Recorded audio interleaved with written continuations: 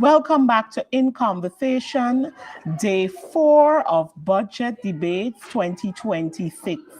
And we just watched at a beautifully executed presentation by none other than Dr. Dexter Todd, Member of Parliament. Welcome. Thank you so much. Thank you.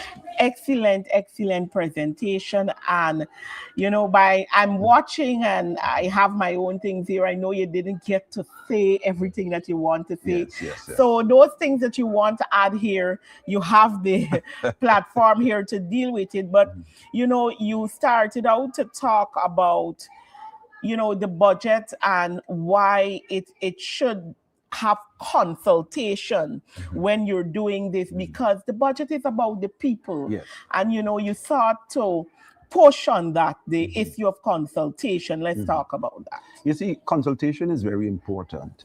I made the point that a political party's manifesto is not a national development plan.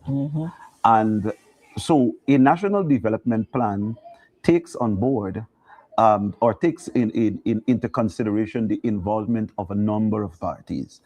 And what I believe comes out of that, importantly, is the fact that you get to really prioritize what should be done.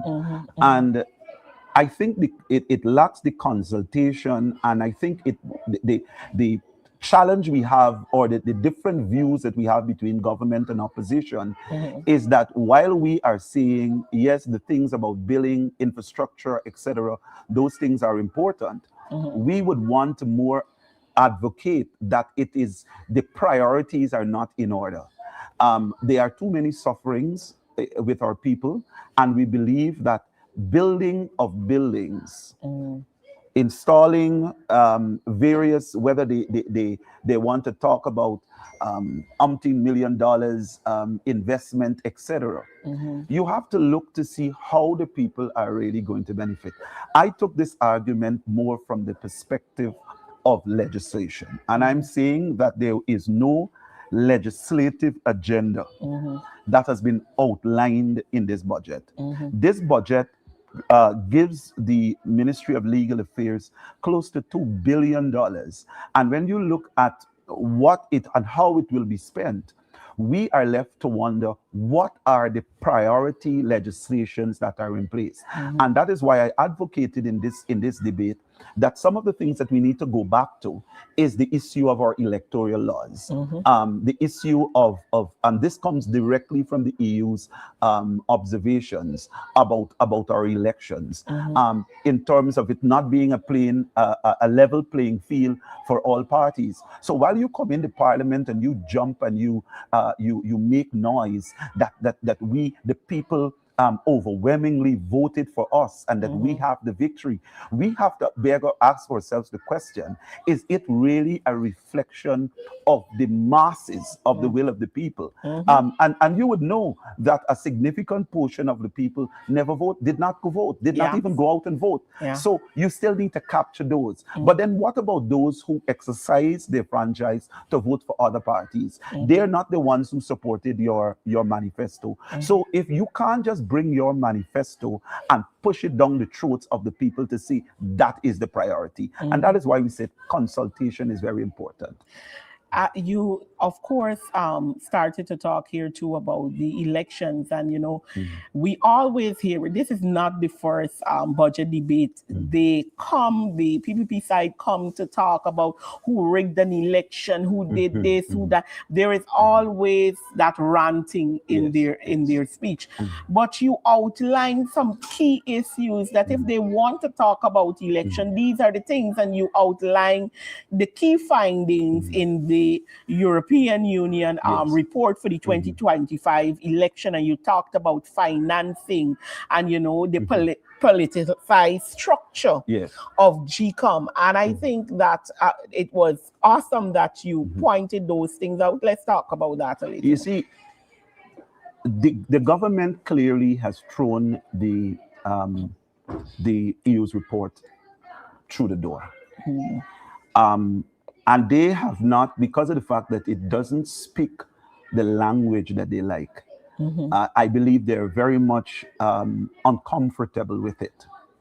But it reflects the naked truth of what is happening in our society. We have an electoral system that we must fix.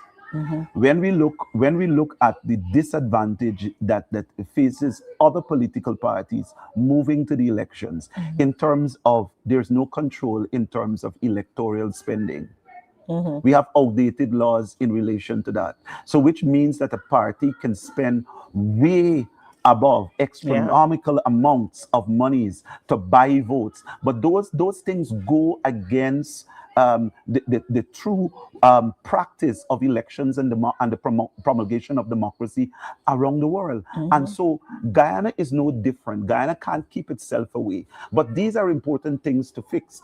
When we look at the EU's report in relation to the use of media, we recognize that the government exercised a heavy hand in relation to media houses. And so they were not. So when you talk about whether all the parties had an equal playing field to send their messages out to the people, they did not have that. So I believe those are things that are priority for us to fix, because we need to make sure that when a government is elected, it's really the will of the masses. Because at the end of the day, all the individuals, all citizens, all voters had a good opportunity to look and to reflect on all the manifestos and the policies coming forth from the political parties, and then they will make their choice. But then you have in Guyana, a lot of the persons were never even given an opportunity to see what APNO is saying. So as we go through the debate, and when we mention what we were offering in our manifesto, they are now hearing that for the first time. Just imagine that. And so now they're saying, oh, we were really robbed because the information didn't get out there. All right. And so all of this, I think, in a very analytical way, the EU observers were able to pull those things together and really define what is really happening in our electoral system here in Guyana. Yes, and you as well spoke to the EU talking about the freedom of expression, especially for the civil servants. And they talked about the part-time workers and the pressures they face. They couldn't even participate in campaign activities and those kind of things. And that was something that was noted in their report. And I think you did mention this in your speech here today. So there was a lot happening, and you then went to what I believe it will be my favorite part of your speech, because it's something that I feel so strongly about, and it is also something that still puzzle me, that in the year 2025 we saw a level of injustice that happened among our children. They were victims of all sorts of things. And it bothers my mind to understand that we face that as a nation, and we still have the PPC government in power. But you brought out the issue. I know that you had other things you wanted to talk, but you dealt with the issue of Adriana Young. And I think that was powerful, the way you brought it over, because as you said, people are bringing frivolous things to talk about when we have an issue this serious. So let's talk about that. Listen, there were so many things that I really wanted to say. The time was not enough. I wish I had the same time like government, 35. Because I wanted to touch on other persons who have died, and we were not even able to investigate their matters properly, and that there's no justice. The question is, you come to the people and you're saying, I want all this more money, but you're not saying, how is it that I am improving the system? It would be if the government comes and says to us, listen, we are going to be training for the next 7 months or to a year. We are going to be training 20 persons, forensic experts in all different fields and so on, which will be able to, we are going to be trying to ensure that we have the most modernized equipment to be used for investigation and so on, so that people can have justice. you have a government that completely, after an internationally recognized matter like the Adriana Young's matter, and they just go on as though Nothing it's ever an happened, yes, like nothing ever happened. and there are still people who are crying for justice, and there are still children who are, and parents who believe that, listen to me, I'm very scared, and I will break this down. I mean, I didn't get to go into these other Yes. parts of the presentation, but Go when ahead. you look at the government was not even responsible to come to us and to say, okay, the lessons learned out of the Adriana's Young matter, we are going to ensure that there is enforceable regulations which will allow that no pool will be able to operate without a lifeguard. If the pool operates without a lifeguard and it's open to the public, especially when we're dealing with children, all right, it will become a criminal act to do that. I mean, there have to be something. In Guyana, our laws only speak to giving power, that regulatory power, to the EPA. And I mean, look at it. The EPA will only look at environment, look at the water texture, making sure that the children. But it is not. They're looking at safety from that end in terms of the water and the pool and the surrounding.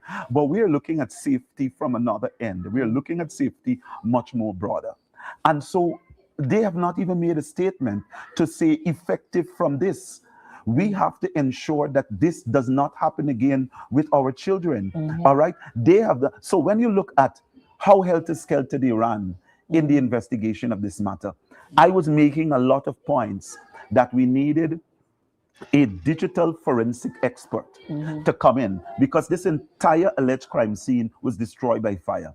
And you would have needed someone with the expert knowledge and training in relation to fitting back, trying to sketch back and map out the entire area back again, so that you can ensure that you would have covered all pieces, all photographs and all of that would have been brought together. They did nothing. Look at what is going to happen.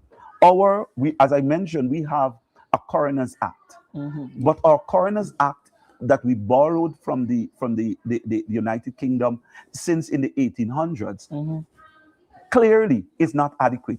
The United Kingdom has moved on, and they even now come to even 2014, where they have regulations. But even when you look at their regulations now, they have included forensic experts in that. But our coroner is just plain simple.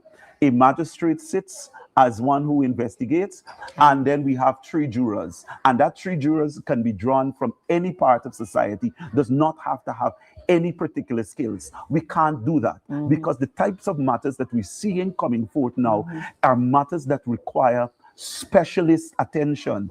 And look at what happened yesterday with the 4 guys, young men that died tragically, with some form of inhaling some poisonous gas and so on. The minute how you look at how they were even handling those bodies within such a situation where they have no knowledge and they were not even guided as to what type of gas and whether that through the pores or anything can affect other people. Nothing. So they are spending lots of monies, billions upon billions of dollars, but they are not spending to ensure the safety of our people. And safety goes, as I said, very wide, because even when a tragedy occurs, we have the protocol, we have the experts who will be able to do a proper investigation so that justice will be had in this country. You further went on to talk about the judiciary and the need for it to operate in a way that there is no political interference. People shouldn't have to worry about whether this judgment was influenced or not. Let's talk about that. You see, we talk about separations of powers, but I think it's a lip service for this government. If you have to, if the judiciary as a separate arm of government have to always be depending on the executive, mind you, we have the constitutional architecture for the courts, for the judiciary to operate so independently, to be their own autonomy, to spend their own money, but they don't want that. They don't want that. They want to always have this type of interaction with the judiciary. All right. And that is why I said to take their feet off the neck of the judiciary. Allow and when you look at it, it's not only the issue of the spending and having to control how they spend. You have to control when they get to court and when they do this and when they do that. No, just look, as I mentioned, in terms of the unwarranted comments in relation to judges.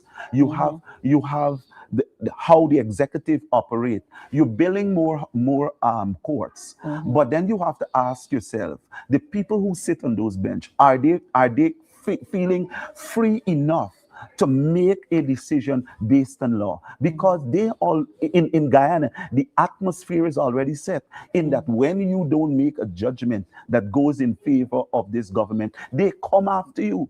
The type of comments that you have, the type of backlash, and we have been seeing it a lot with I think we had two judges, Justice Gino, we had it Justice Isoon, in terms unwarranted attack. And so those things have to also stop. Because we want, listen, the judiciary acts really as the guardrail of our democracy. Yes, it does. If the judiciary is not given that autonomy and that opportunity to really do their work in such an effective and efficient way, we say in plain colloquial language, cat it within her. Cat it within in this country. Because when you see people come after you with all sorts of frivolous claims and so on, you depend that you will have your one day in court, and your day in court, justice will be served. So we have to fight for the judiciary. We have to, and this budget doesn't fight for them. All right, it doesn't fight for them. It gives them. It just building. But what happened to the issue of service? I mean, I didn't even get to the issue of compensation in relation to that. I believe what a magistrate is earning is totally inadequate. And that, listen, you want the type of payments and allowance to certain key positions so high and comfortable that they will think twice before they do something to mess that up. You understand me? And those are key offices, key chairs that they hold, because they hold, as I said, they are the guardrails really of democracy in our country. And they must be able, where the rule of law, the authority who is responsible for the rule of law in this country, who are the guardian of the Constitution, that court, that judiciary, and therefore we have to be able to fight for them. And this budget doesn't fight for them. This budget fights for spending of buildings, but doesn't fight to ensure that the service and the law which comes out of those courts are one which are maintained. I know that the statement that I'm about to talk about, it wasn't a part of your budget speech. We have been witnessing these debates, and we hear what's happening in the House, people talking, etc. But I have to commend how you dealt with the issue of James Bond. And the fact that people ought to understand everybody has a choice. But you can't come and beat me because I decided to stay and you went for economic benefits. It wasn't nothing about morals and loyalty. Exactly. Speak to that. I mean, listen, James Bond is my respected colleague, but I believe sometimes we have to draw the line. I have seen James Bond from time to time. And as I rightly said, I didn't lie. I visited James Bond's establishment on more than one occasions, where there were events there just to support him. And it was all cut short, because it's either the police after him. And so he has had a series of really uncomfortable treatment by the authorities. And I personally feel as though he felt like enough is enough. I am not strong enough to fight these people anymore. And so the first opening door that he had to run, he ran. Now, I am not saying anything is wrong with that, but if you believe that you are going to benefit economically from the other side, don't bash us on this side to make it look as though we do not have a history of fighting for a particular cause, because that is what you left. You left a party that has always been fighting for the rights of our people. Correct. You left a party that has always been fighting for fairness and justice. Correct. And James Bond has been in that fight. James Bond has pellets in his back, marks of pellets in his back, to show and to demonstrate that he was fighting for the cause. He left us on this side fighting, continuing to fight for the cause, but not because you've gone over there for economic benefits. You look on us with some form of disdain. It's not fair and it's not right. And I had to call him out in such a public forum on it, because the wrong message is being sent out there. Nothing is wrong, as you rightly said. Nothing is wrong with a person's free choice. But if you're going to make a free choice, at times when it comes to points of fairness and justice that the APNU has always been fighting for, you need to stand up and say, no, that's not so. I was in that fight and it was a real cause. You understand me? But he's coming after us as though it has been the worst party on planet Earth, and there's no history of fighting for anything, which I believe is very deceiving to our people and sad. Sad So I had to call him out on that. How would you sum up this 2026 budget presented? Okay. I believe that there are some good initiatives in the budget. I believe that there are some initiatives in which our people are really going to benefit. Like, for example, the honorable member, health minister, spoke about supplies of hearing aid and so on for our people and so on. I mean, we will never come to fight those things. Those things are good for our people. Talk about training, talk about young entrepreneurs who have an opportunity to go and get a no interest loan from the provisions that they are going to provide. Those are good. Okay, those are things that we will support. But what we're saying, our fight really in this debate, and I want it to be very clear to our people, it was an issue of priorities, because we believe that there are some things that should be on the agenda as equally important as infrastructure.